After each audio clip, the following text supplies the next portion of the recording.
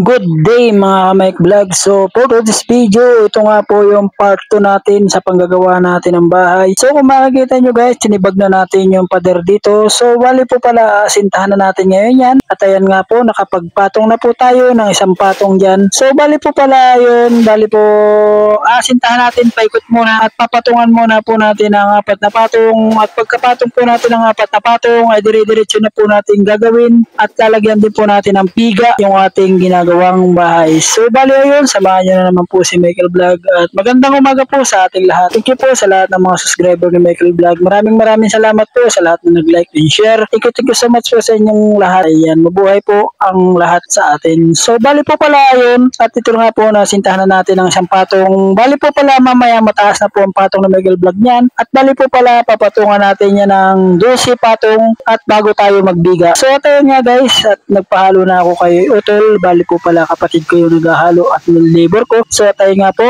at ito nga po ay aming iaasinta ngayon umaga. So at ito nga po, napatungan na po natin ng apat. Bali po, may isang patong yan na hollow block sa ilalim at apat na patong na po tayo dyan. Bali po pala, ayan, samahan nyo na naman po si Michael Vlog at mamaya po ay mataas na rin po itong kabila. At bali po pala, ipapakita ko na lang po sa inyo yung mga susunod pa na araw bago mabuo yung bahay. At ayan nga guys, bali abangan ninyo pagbuo na po yung bahay na ginagawa ni Michael Vlog. So ayan, magandang hapon po sa ating lahat. At bali po pala nasintahan na natin yan. Ayan, so tatlong patong. Bali po dito sa kabila ay tatlong patong din. Bali pang-apat yung nasa ilalim. At ayun nga guys, magandang hapon po sa inyo lahat. Thank you so much po sa lahat ng mga nag-like and share. Maraming salamat po. Hanggang dito na lang po. God bless. At dito po yung kanyang pinto ilalagay. So ayun po, magandang hapon po sa ating lahat. God bless po sa lahat ng mga nanood ngayong araw na ito. Hanggang sa muli po, ay see you tomorrow. Bye bye po. Sana po ay maging malakas ang lahat. Bye bye.